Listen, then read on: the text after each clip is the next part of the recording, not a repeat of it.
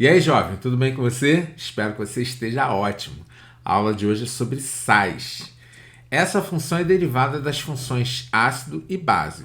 Então, se você chegou aqui sem ter assistido uma aula de ácidos e bases, seria importante que você assistisse essa aula primeiro, ok? Tem aí no meu canal, você pode assistir em outro canal também, tá? Mas se você já sabe o que é um ácido e o que é uma base, vamos lá. Então, olha, a primeira coisa é a definição de sal, certo? É um composto iônico formado por uma parte positiva, né, um cátion, que vem de uma base, e uma parte negativa, um ânion, que vem de um ácido. Então, repara aqui, temos um exemplo de sal, que é o sulfato de sódio. Esse Na veio de uma base, que é o hidróxido de sódio. E esse SO4 veio de um ácido, que é o H2SO4, ácido sulfúrico. Então vamos ver alguns exemplos de sais do nosso cotidiano. Muito utilizado o fluoreto de sódio em produtos dentifrícios, né? Como enxaguantes bucais, pastas de dente. A gente tem o hipoclorito de sódio, que é utilizado como desinfetante. A gente tem o sulfato de cálcio, utilizado no giz, no gesso. E a gente tem o bicarbonato de sódio, que é utilizado em diversas situações na cozinha, né? Principalmente aí na culinária. E como é a formação de um sal?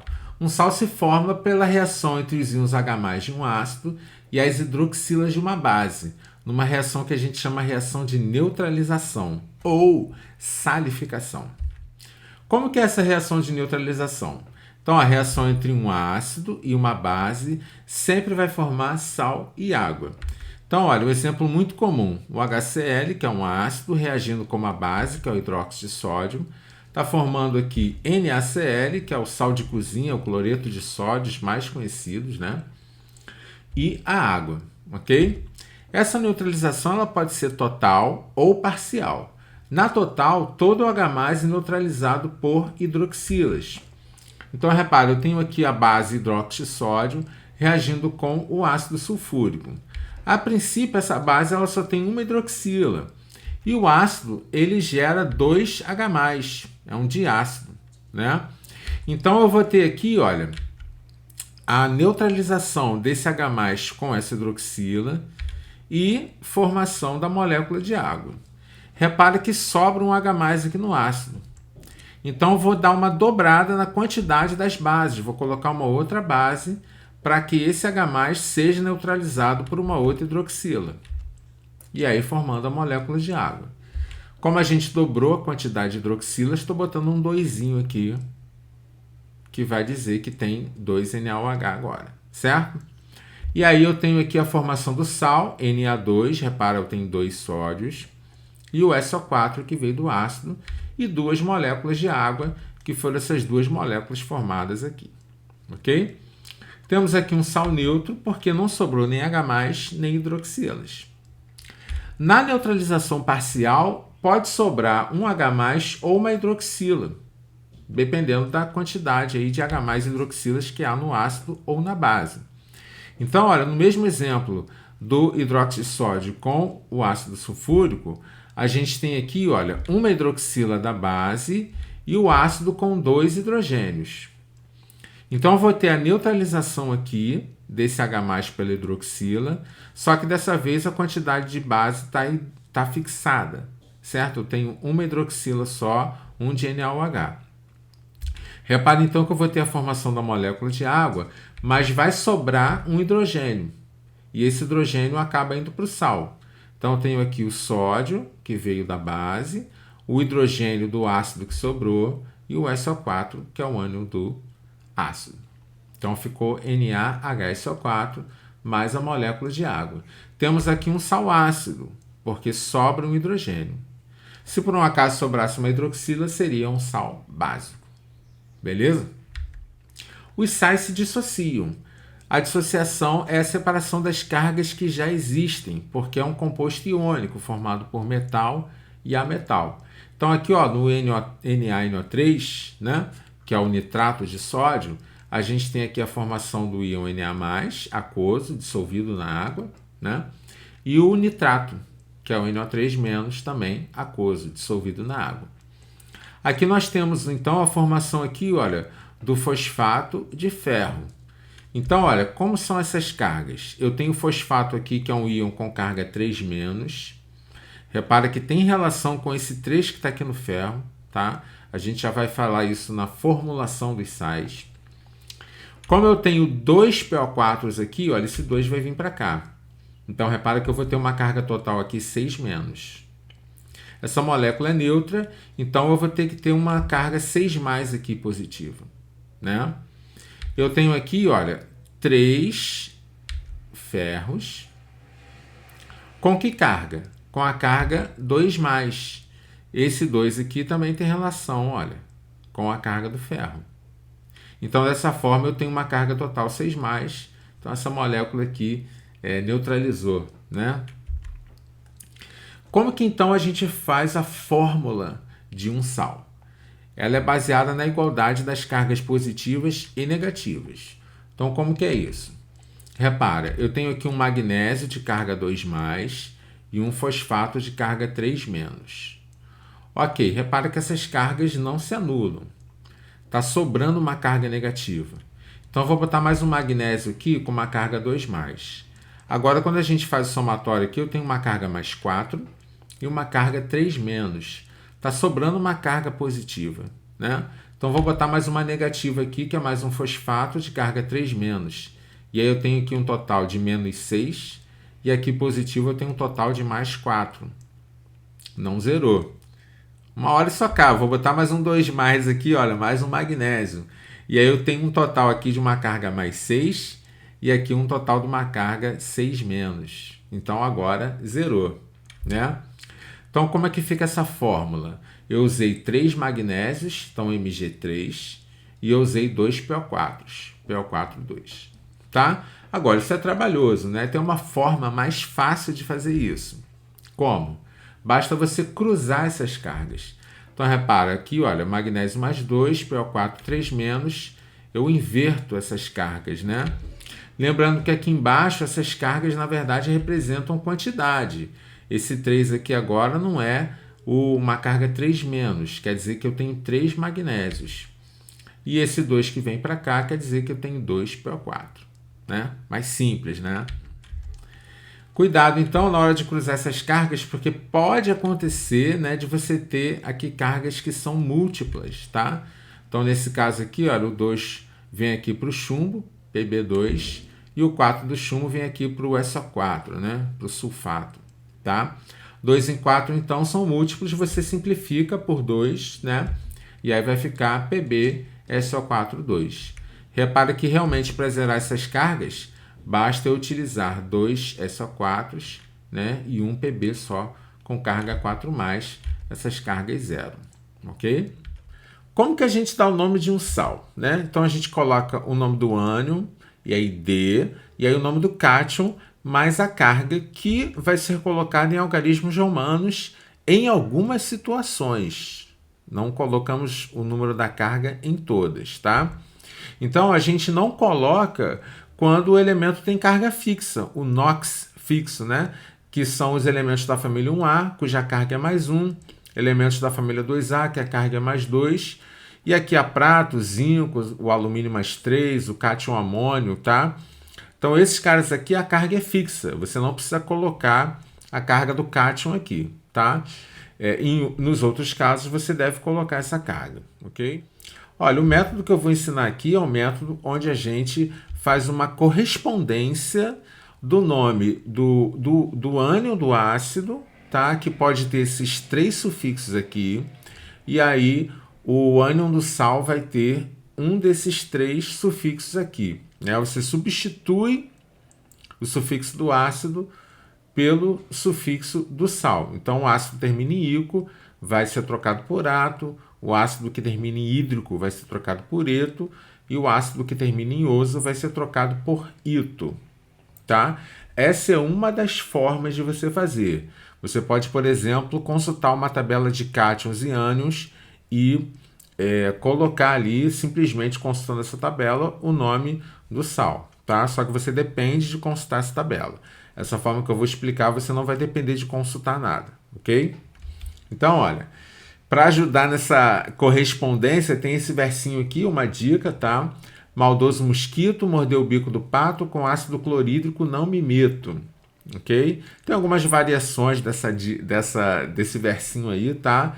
Mas todas em torno dessa correspondência. Então, olha, ácido oso do maldoso, o sal vai ser ito do mosquito, o bico aqui do pato, né? E o hídrico e o eto aqui, ok?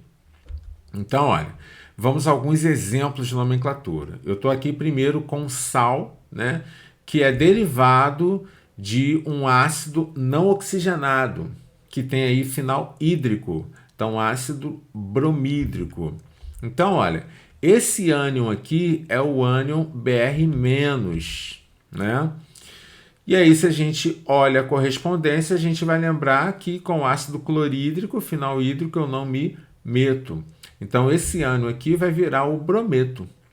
E o nome do sal, então, vai ficar simplesmente brometo de, e aí o nome do cátion, que é o potássio. Simples, tá? Próximo exemplo aqui é o FeCO3, né? Então, olha, esse ânion aqui, o CO3, vem desse ácido que a gente chama de ácido carbônico. O ácido carbônico, o carbono aqui é da família 4A e está com a carga maior possível dessa família, que é mais 4. Então, a gente usa aqui o final ico, certo? Então, beleza. Então, olha, esse CO3 aqui, ele tem carga -2, né? Eu tenho 2H+ aqui, tá? E aí, fazendo a correspondência, o ico vai virar o quê? Vai virar ato, que é o bico do pato.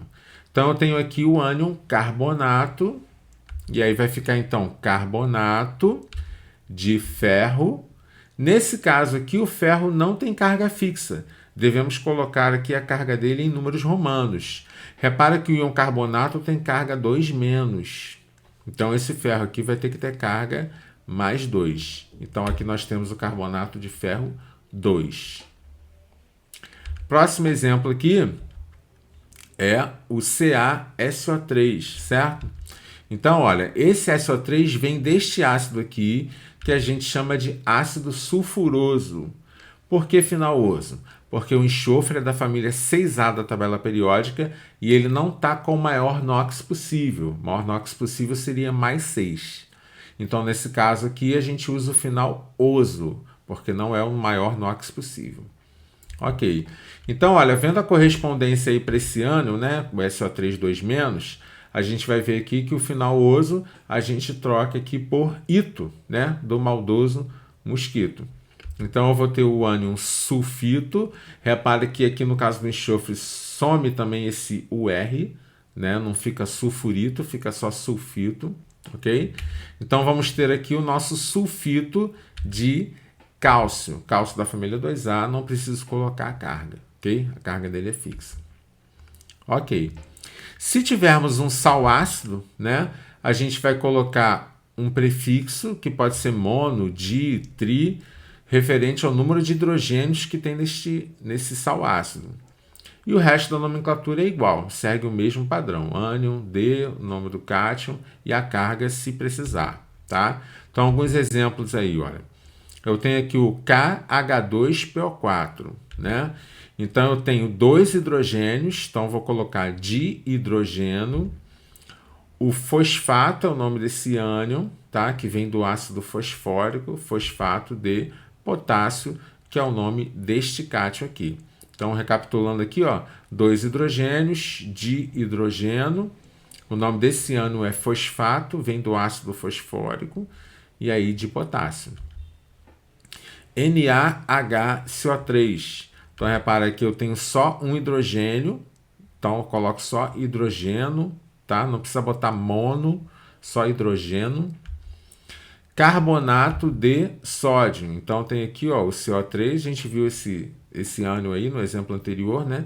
Carbonato de sódio. Na sódio e aqui o carbonato, certo? Olha, repara que o NaHCO3, ele é conhecido também, né? Esse ânion, ele é conhecido como hidrogênio carbonato ou como bicarbonato. Então esse sal ele é até mais conhecido como bicarbonato de sódio, tá? Assim como a gente tem esse ânion aqui, olha, que seria o hidrogeno sulfato, tá? Que vem desse ânion aqui, sulfato. Então hidrogeno sulfato, ele é mais conhecido como bisulfato. Então ficaria aqui o bisulfato de lítio, que é o nome do Li. Ok? Se for um sal básico, a gente vai colocar o mesmo esquema, prefixo, só que ao invés de hidrogeno do ácido, a gente vai colocar hidróxi. E aí o resto do nome é a mesma coisa, tá? O nome do ânion, o nome do cátion e a carga, se precisar, certo? Então repara, olha, eu tenho aqui, olha, um sal básico que tem uma hidroxila, então fica só hidroxi. E aí o nome do ânion é o nitrato, vem do ácido nítrico, então nitrato de cálcio. Cálcio também é carga fixa, não preciso colocar o número, certo? Aqui eu vou ter aqui, olha, duas hidroxilas. Então a gente coloca dihidroxi. Cloreto é um ânion não oxigenado, vem do ácido clorídrico, né? Cloreto de alumínio de carga fixa também, certo? E por último, vamos falar aqui da solubilidade dos sais, tá? Essa questão da solubilidade, ela é meio decoreba, tá? Então, assim, é mais vou deixar registrado aqui a solubilidade dos sais. Se você precisar usar em alguma questão, seria interessante você consultar na internet ou em algum livro, tá? Então, os sais que são solúveis são os nitratos, cloretos, brometos, iodetos e os sulfatos, tá? Então, repara, olha, eu tenho todos os nitratos são solúveis, os cloretos, brometos e iodetos são solúveis, menos os de prata, chumbo e os de mercúrio. O de prata, inclusive, é muito comum em questão, tá? E os sulfatos são solúveis, com exceção desses cátions aqui, que é o cálcio, né? O estrôncio, o bário, o chumbo 2+, e esse mercúrio aqui, tá? Todos os sais da família 1A e os sais de amônio são solúveis, certo? E os insolúveis aqui nós temos os sulfetos, carbonatos e fosfatos. As únicas exceções são os da família 1A, 2A e o amônio, né? Os carbonatos da família 1A e o amônio, e os fosfatos da família 1A e o amônio. Ok? É isso, jovens. Espero que vocês tenham entendido. Se precisar, dar uma reassistida, certo? Se ficou alguma dúvida, coloque aí nos comentários. Seria importante você treinar as reações de neutralização, tá? Se vocês quiserem, sentirem necessidade, a gente pode fazer uma videoaula aí só com reações de neutralização, total e parcial, tá? Se quiserem aí, deixa aí nos comentários que a gente faz para vocês. No mais, um grande abraço, fiquem com Deus e até a próxima.